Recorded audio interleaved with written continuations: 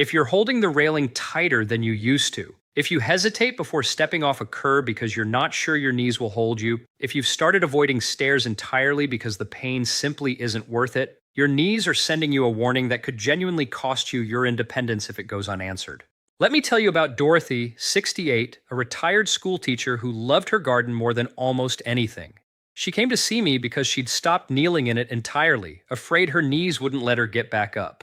She told me, "Dr. Coleman, I used to spend hours out there. Now I just look at it from the porch."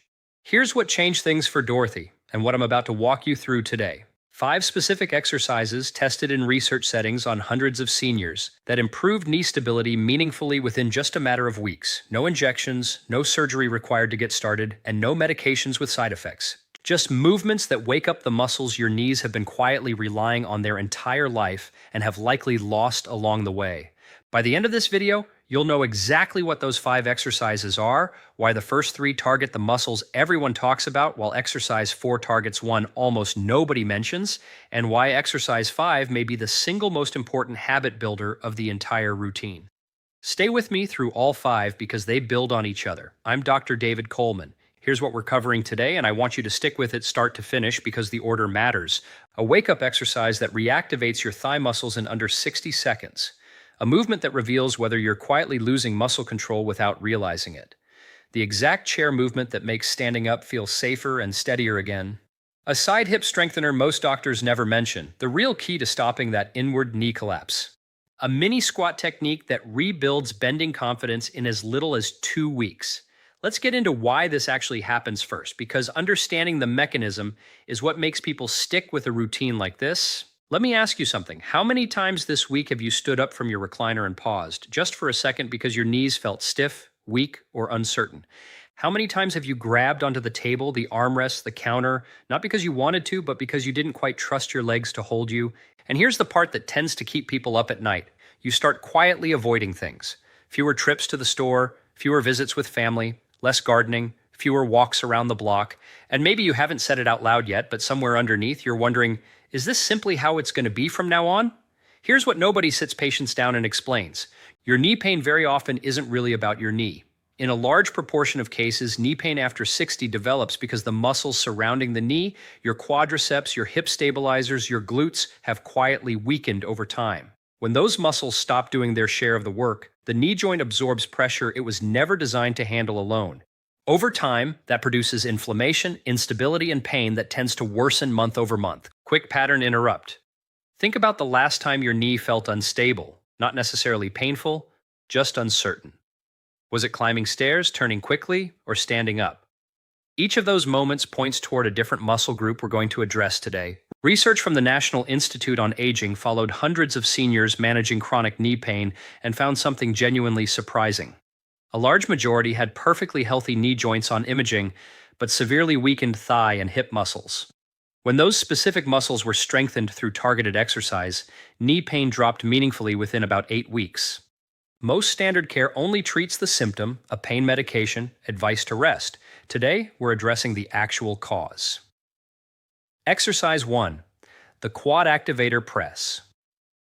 This first movement is so simple that most people skip it entirely. That's a genuine mistake because if your thigh muscle isn't firing correctly, none of the exercises that follow will work the way they should. If you've ever felt like your knee is loose, wobbly, or uncertain the moment you stand up in the morning, this is the one that changes that.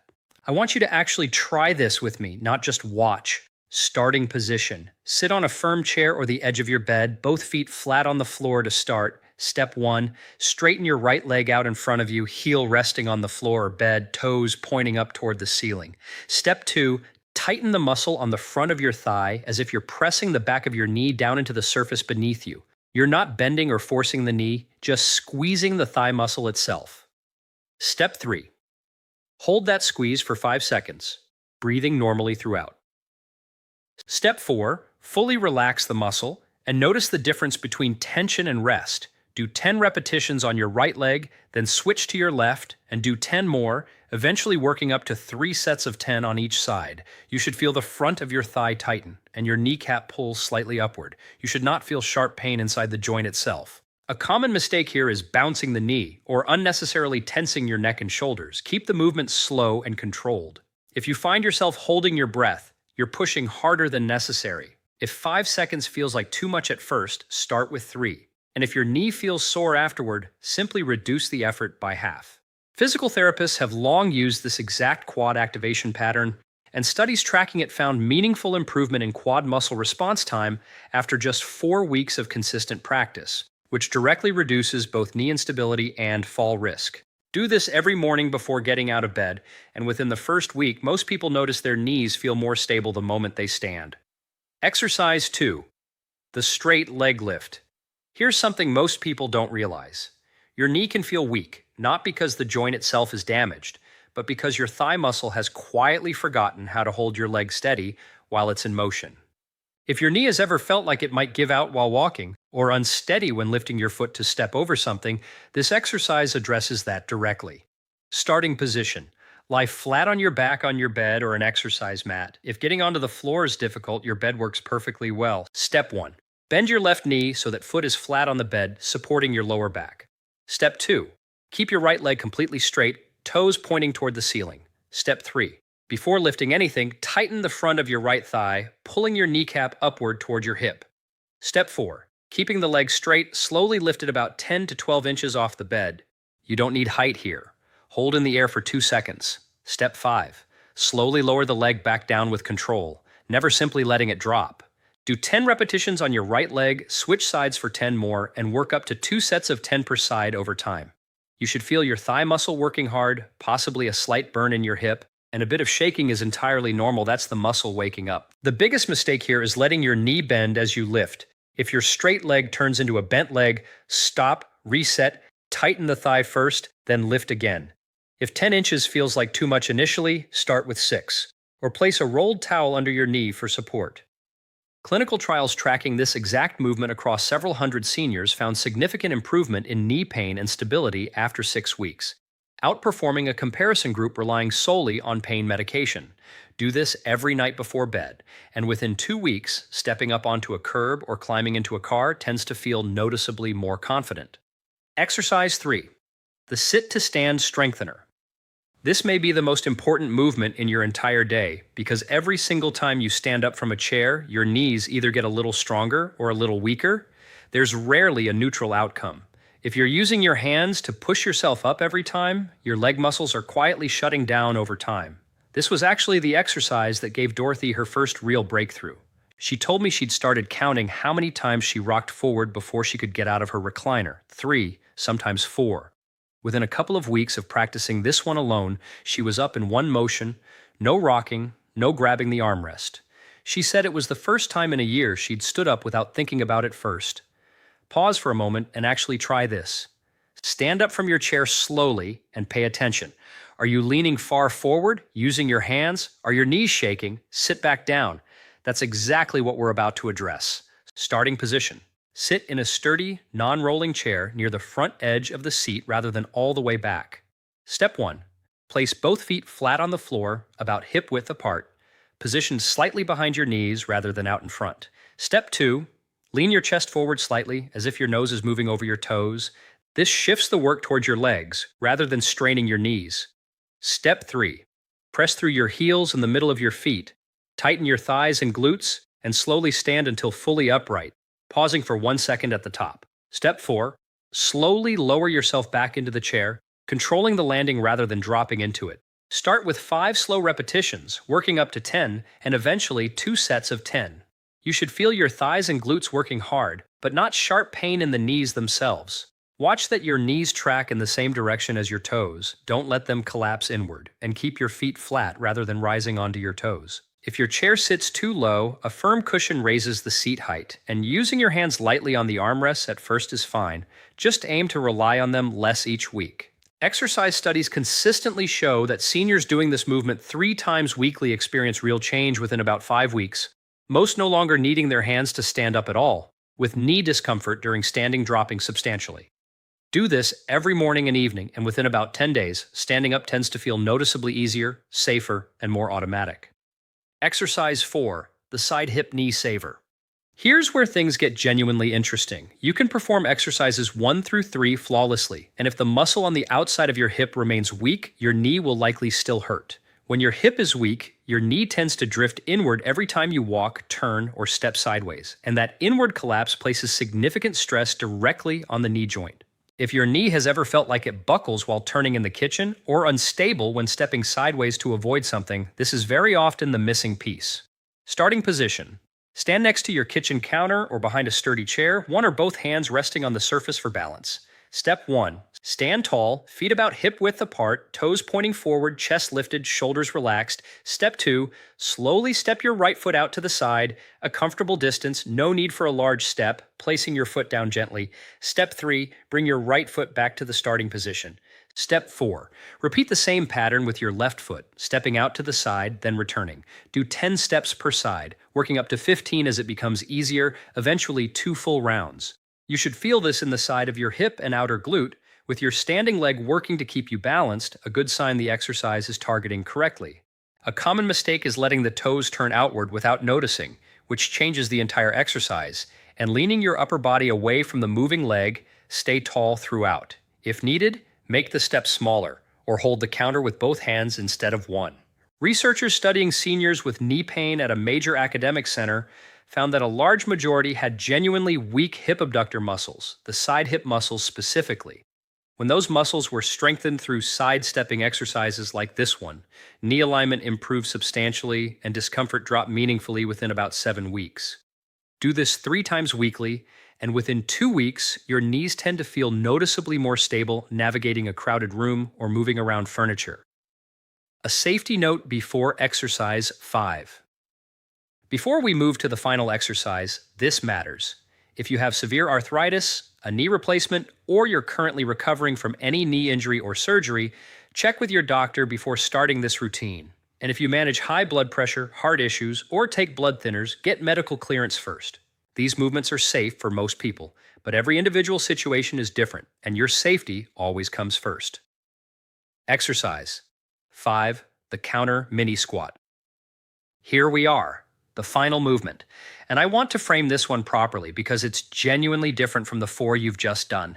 Exercises 1 through 4 each isolated a single muscle or muscle group, waking up your quad, rebuilding hip strength, retraining balance. This final exercise is where all of that comes together at once. It's the integration movement, the one that asks your knees, hips, and thighs to coordinate as a team, the same way they have to every single time you bend down in real life. If the first 4 exercises rebuilt the individual parts, this is the one that proves the whole system works together again. This final exercise teaches your knees, hips, and thighs to work together during the small everyday bends you perform constantly, reaching into a low cabinet, picking up a laundry basket, getting into the car, lowering yourself into a chair. If you've been avoiding bending your knees out of fear of discomfort or worry your knees might give out even on a shallow squat, this movement rebuilds that trust directly. And it's the single clearest test of everything you've built in this routine so far. Here's what I want you to do the moment this video ends. Go to your kitchen counter and do 5 of these. Don't wait until tomorrow, don't overthink it, just 5 right after this video. That's how the habit that actually changes things gets built. Starting position. Stand facing your kitchen counter or bathroom vanity, both hands lightly resting on the surface. Step 1. Feet about shoulder width apart, toes pointing forward or slightly outward, whatever feels natural for your hips. Step 2.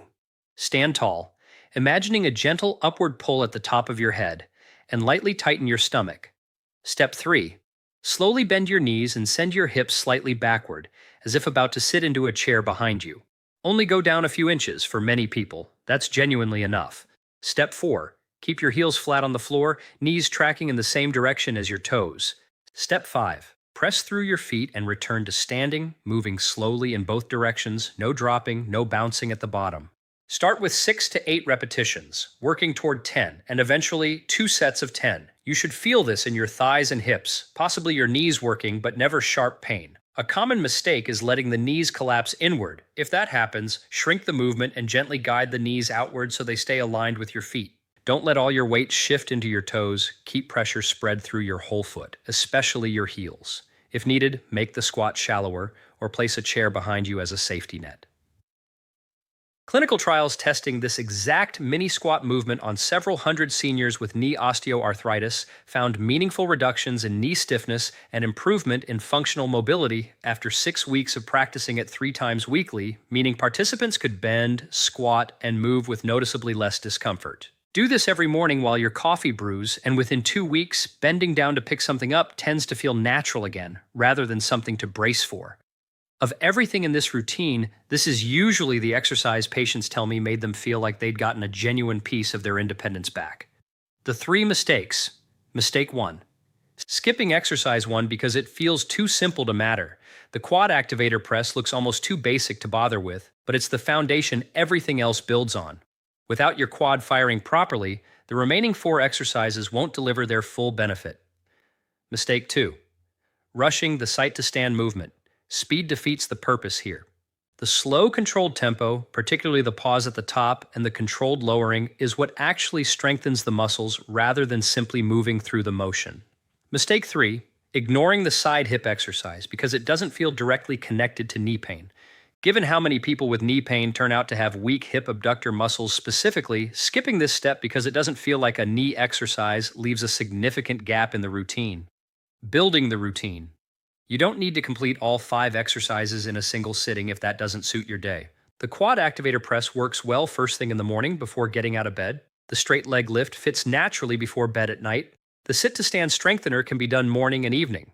The side hip knee saver and counter mini squat both work well spread across your day, perhaps one while coffee brews, the other during a natural pause in your afternoon. Pick just one exercise to genuinely start with today, not tomorrow, today. Consistency across all 5, even spread throughout your day, tends to matter far more than doing them perfectly in one long session. Dorothy's result. A few weeks after Dorothy started this routine, she sent me a message that stuck with me. She'd been back in her garden, kneeling to pull weeds, something she hadn't trusted herself to do in over a year. I want to be honest, her knees didn't become pain-free overnight, and I'd never promised that. But the fear that had kept her off the ground entirely had genuinely eased, and that was everything to her. Here's the fast recap. Exercise 1, the quad activator press, wakes up your thigh muscles. Exercise 2, the straight leg lift, rebuilds control and stability. Exercise 3, the sit-to-stand strengthener, makes getting up feel safer and steadier. Exercise 4, the side hip knee saver, protects against inward knee collapse. And exercise 5, the counter mini squat, brings it all together and rebuilds bending confidence for everyday life. You don't necessarily need surgery to start rebuilding trust in your own knees. For many people, that starts with a sturdy chair, a kitchen counter, and today. If this helped you, subscribe. I put out a new video every week. No fluff, just what actually matters for your health after 60. Next week, I'm covering the real reason your grip strength predicts how long you'll live, and a simple test you can do at home in under a minute. If today made sense to you, that one is going to land even harder. Pick one exercise right now and do it. That's how this starts. I'll see you next week.